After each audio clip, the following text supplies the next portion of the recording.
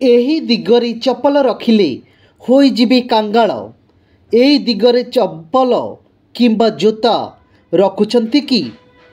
ଘରେ ଜୋତା ଏବଂ ସ୍ୟାଣ୍ଡେଲକୁ ଓଲଟା ରଖିବା ଉଚିତ ନୁହେଁ।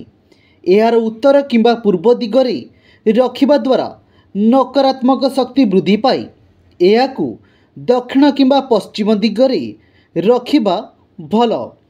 ଘରେ ଜୋତା ଏବଂ ସ୍ୟାଣ୍ଡେଲକୁ ଓଲଟା ରଖିବା ଉଚିତ ନୁହେଁ।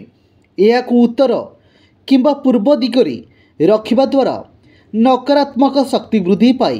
ଏହାକୁ ଦକ୍ଷିଣ କିମ୍ବା ପଶ୍ଚିମ ଦିଗରେ ରଖିବା ଭଲ। ହିନ୍ଦୁ ଧର୍ମରେ ବାସ୍ତୁଶାସ୍ତ୍ରର ବହୁତ ଗୁରୁତ୍ୱ ଅଛି।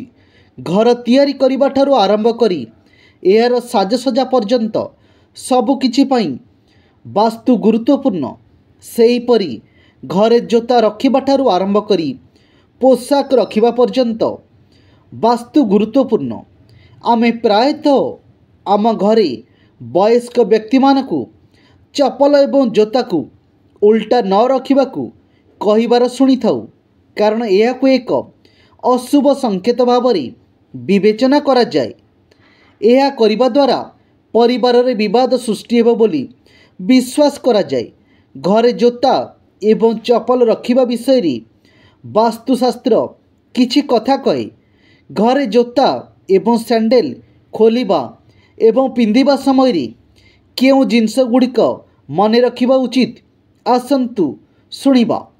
ଉତ୍ତର ପୂର୍ବ ଦିଗରେ ଜୋତା ଏବଂ ଚପଲ ରଖନ୍ତୁ ନାହିଁ। ଆମ ମଧ୍ୟରୁ ଅଧିକାଂଶ ଲୋକ ଆମର ଜୋତା କାଢ଼ି ନିଜର ଇଚ୍ଛାରେ କୌଣସି ସ୍ଥାନରେ ରଖିଥାଉ, କିନ୍ତୁ ତୁମେ ଜାଣ ଯେ ଏହା ଭଲ ନୁହେଁ। ବାସ୍ତୁଶାସ୍ତ୍ର ଅନୁସାରେ ଘରର ଉତ୍ତର କିମ୍ବା ପୂର୍ବ ଦିଗରେ ଜୋତା ଏବଂ ଚପଲ ରଖିବା ଉଚିତ ନୁହେଁ ବୋଲି କୁହାଯାଏ, କାରଣ ଏହା ଘରେ ନକାରାତ୍ମକ ଶକ୍ତି ବୃଦ୍ଧି କରେ। କୁହାଯାଏ ଯେ ଯଦି ଆପଣ ଆପଣଙ୍କର ଜୋତା ଏବଂ ଚପଲ ଉତ୍ତର କିମ୍ବା ପୂର୍ବ ଦିଗରେ ରଖନ୍ତି, ତେବେ ଦେବୀ ଲକ୍ଷ୍ମୀ କ୍ରୋଧିତ ହେବେ।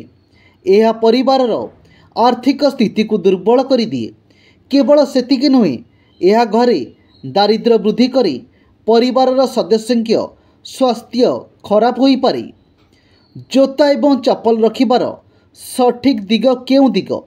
ବାସ୍ତୁଶାସ୍ତ୍ର ଅନୁସାରେ ଜୋତା ଏବଂ ଚପଲ ଆଲମାରୀ ସର୍ବଦା ଘରର ଦକ୍ଷିଣ କିମ୍ବା ପଶ୍ଚିମ ଦିଗରେ ରହିବା ଉଚିତ। ବାହାରୁ ଘରକୁ ପ୍ରବେଶ କରିବା ସମୟରେ କେବଳ ଦକ୍ଷିଣ କିମ୍ବା ପଶ୍ଚିମ ଦିଗରେ ଜୋତା ଏବଂ ଚପଲ କାଢ଼ି ଦିଅନ୍ତୁ। ଘରର ମୁଖ୍ୟ ପ୍ରବେଶ ଦ୍ୱାରରେ ଜୋତା କିମ୍ବା ଚପଲ ନ ଖୋଲିବା ମଧ୍ୟ ମନେ ରଖିବା ଗୁରୁତ୍ୱପୂର୍ଣ୍ଣ। ଜୋତାକୁ ଓଲଟା ରଖନ୍ତୁ ନାହିଁ। ବାସ୍ତୁଶାସ୍ତ୍ର ଅନୁସାରେ ଘରେ ଜୋତା ଓ ଚପଲକୁ କେବେ ବି ଓଲଟା ରଖିବା ଉଚିତ ନୁହେଁ। ଏପରି କରିବା ଦ୍ୱାରା ଘରେ ନକାରାତ୍ମକ ଶକ୍ତି ବୃଦ୍ଧି ପାଇବ ଏବଂ ଏହା ପରିବାରର ସୁଖ ଓ ଶାନ୍ତିକୁ ବ୍ୟାହତ କରେ।